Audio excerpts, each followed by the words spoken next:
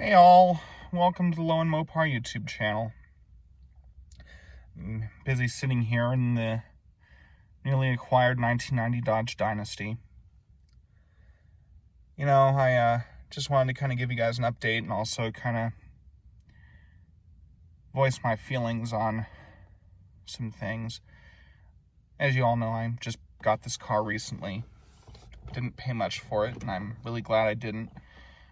And I bought it, and I knew it needed new struts. But the day after I bought it, the alternator went out. All right, no big deal. Went and got another alternator, put that on. Got new struts, put those on. Then fuel line blew in the engine bay, just the rubber fuel line. So that, could have been very dangerous, but I managed to deal with that. Cut the bad part out and reattach the fuel line so I could get it home. On my way home, I decided to go to the self-serve car wash so I could rinse out all the gas that was in the engine bay. And right as I finished doing that, the timing belt in this snapped. So people ask me all the time, why do you lowball when you buy these cars or used cars in general? Well, the way I see it is I don't lowball. I pay what they're worth. And there are so many variables that can happen with one of these things that it's not worth it to me to spend more than what I spend on these things. Case in point, a timing belt that's a big job on one of these cars. And, it's a 30-year-old Dodge. Why would I spend more than, $400 or $500 on a 30-year-old Dodge? I don't care what all has been done to it. There are so many things that could go wrong. And, this is a clean one. This one looks nice. This one was running really, really well, sans the struts in the front. But within a matter of days, I had an alternator go, I had a fuel line go, and I had the timing belt go. Well, if I didn't know how to work on these things, I'd be really upset, especially if I paid the $1,200 that they were asking for this thing. If you're somebody who's poor, who doesn't have a whole lot of money, and I don't have a whole lot of money. I'm poor myself. I just, make do with what I'm able to get my hands on. But think about that. If you were somebody who actually just were barely making it by, needed a car, just spent $1,200 on this thing, and then you have the timing belt go, much less the alternator and the struts and the blown fuel line. Just the timing belt itself is a major undertaking on one of these. At least it's not an interference engine. It's not the death of this car. If this was an interference engine, forget it. It would be going to the scrapyard, right? It would already be at the scrapyard. I wouldn't deal with it. Fortunately, the Mitsubishi 3-liter, at least the 12-valve versions that were in most of the Plymouths and Dodges and Chryslers back in the day, not the Stealths and the Mitsubishi Eclipses and the 3000 GTs. Those all had a version of this motor that were interference design motors. They had dual overhead cams, so those were interference engines. But this one is not. So it's not the death knell for this thing. It's not going to the junkyard, at least not yet. But if you're somebody who doesn't have a whole lot of money to begin with, and you don't have mechanical expertise to tackle something like this, and for me, this is getting to the limits of what I can do. In all honesty, I've done this job once before with a friend of mine, and it is an undertaking. I can probably do it myself, but I would want assistance on this. It's a huge undertaking to do a timing belt and a water pump on this engine. And I actually just got a quote on labor. Just labor is $500 at a friend of mine's shop. Then that's the friend price if I were to take it and have them, just throw my timing belt kit on here that includes the tensioner and the water pump and the cam and crank seals and the valve cover gaskets and whatnot. So, that's hell, that's what I paid for the car, just in labor to put on a new belt. You know, I mean, I can't really justify doing that, especially if something else breaks. And I wouldn't put it past, you know, I mean, it's 30 years old. There's a very good chance that something else decides to go on this thing after I do the timing belt. I've already done the struts. I've already done the alternator. I've already done, well, I still need to put a new fuel line on it. I just kind of hacked this fuel line, the bad piece off, and reattached it. So I've got to put a new fuel line on it. But I've got another, you know, that old green Dodge Dynasty. I ought to be able to yank its fuel lines off and put them on this. But anyway, that's neither here nor there. I need a timing belt now. That's a big undertaking. So forget $1,200. If somebody had bought this thing for $1,200 and this happened, you'd be in a bad position. But this is also why I don't buy newer cars.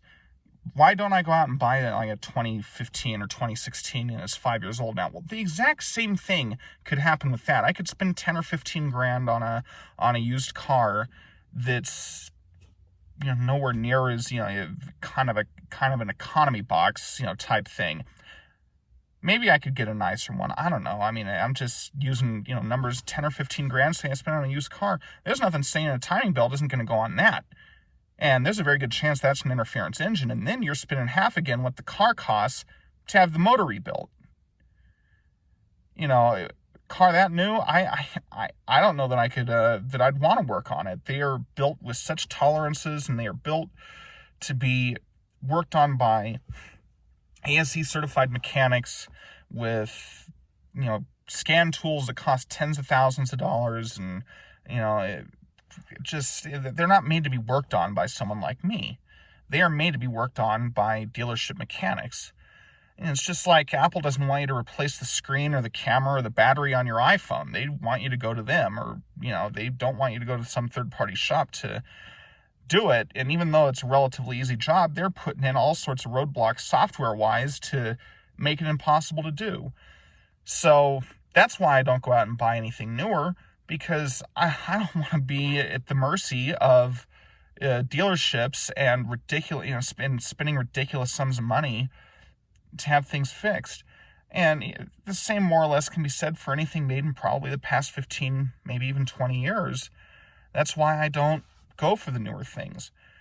And the newer things cost a whole lot more than what something like this costs.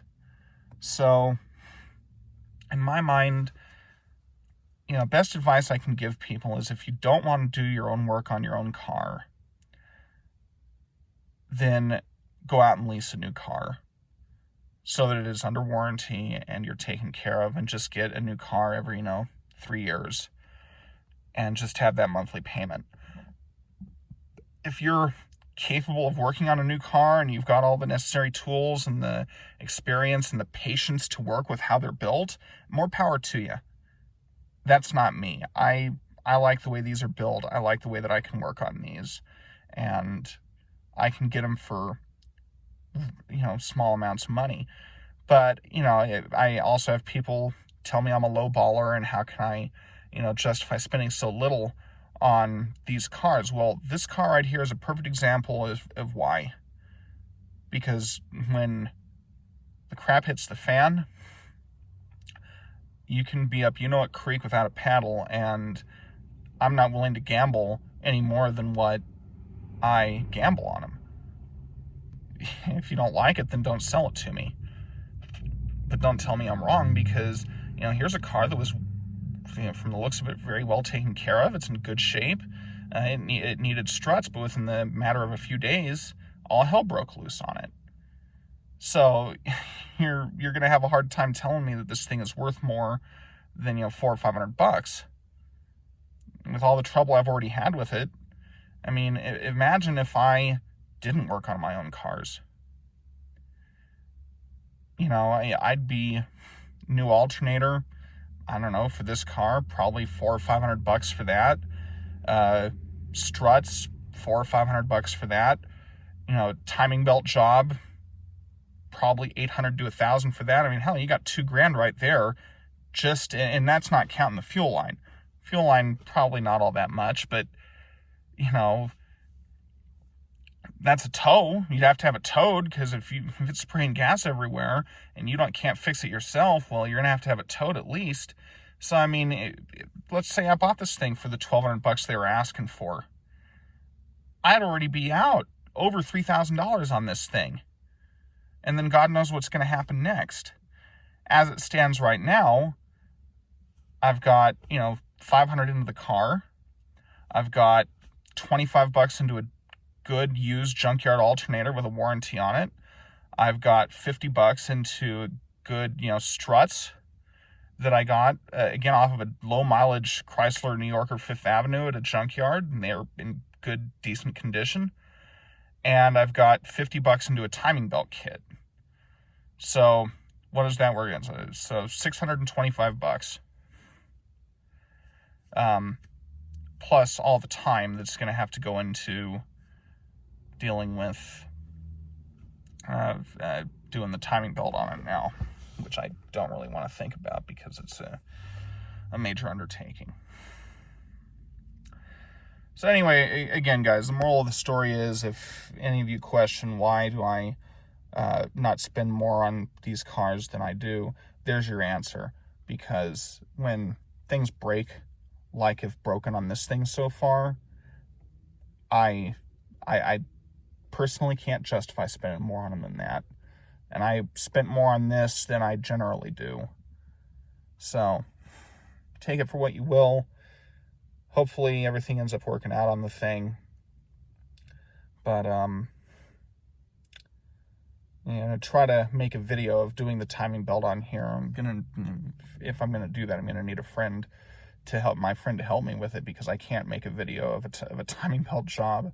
That requires a minimum of 2 hands. So, anyway, good luck to everyone. Thanks for watching. Thumbs up if you like it, thumbs down if you didn't. Please subscribe, and I'll see y'all next time. Bye-bye.